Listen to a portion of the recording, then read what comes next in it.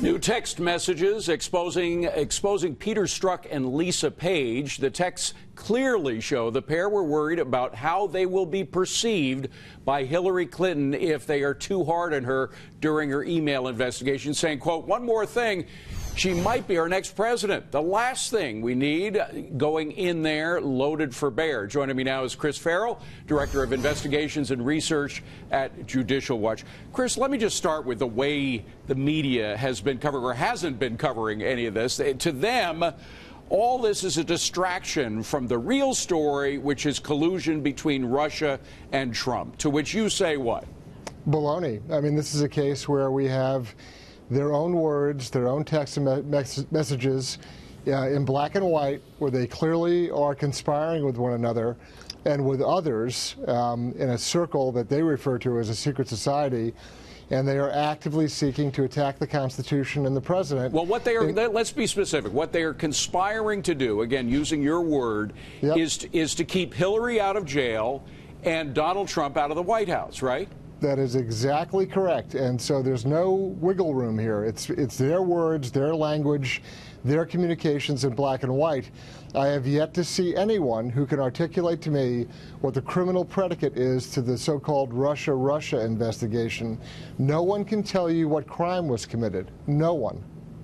The thing is that actually it was Rush Limbaugh made a great point today. He said that since there's no evidence of collusion between Trump and Russia, Trump has to prove that he didn't do it. That is, he has to prove a negative, which, of course, you can't do. And so they keep hitting on this theme that he has to prove that there was no collusion. You could do that forever, right? Yeah, proving a negative is extraordinarily difficult. Frankly, it's just like the idiocy of the last 24 hours where people are saying Trump was thinking about or tried to fire Mueller in June. Says who? He's denied it. Any communications or any even contingencies thinking about that are all privileged. Some people in the media are trying to report a negative, something that didn't happen.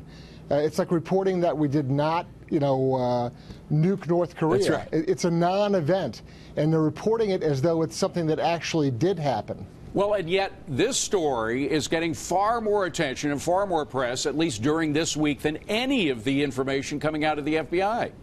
Yeah, and look, in this case, there is a very grave threat to our Constitution and to our electoral process.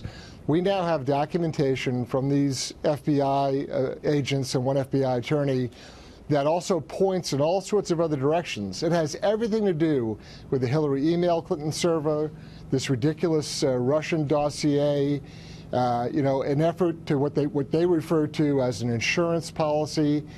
If you took the exact same model and instead of having it take place in the Department of Justice, you lifted it and moved it over to the Pentagon, and it was the Defense Department we were talking about, and there were senior officials doing and saying the things that these DOJ officials, right, you would call it a coup d'etat. Oh, absolutely.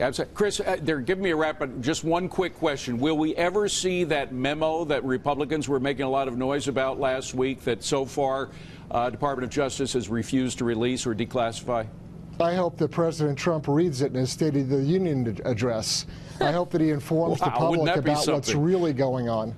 He has the authority to do that, right? He has the authority to declassify it. Do you think he will quickly?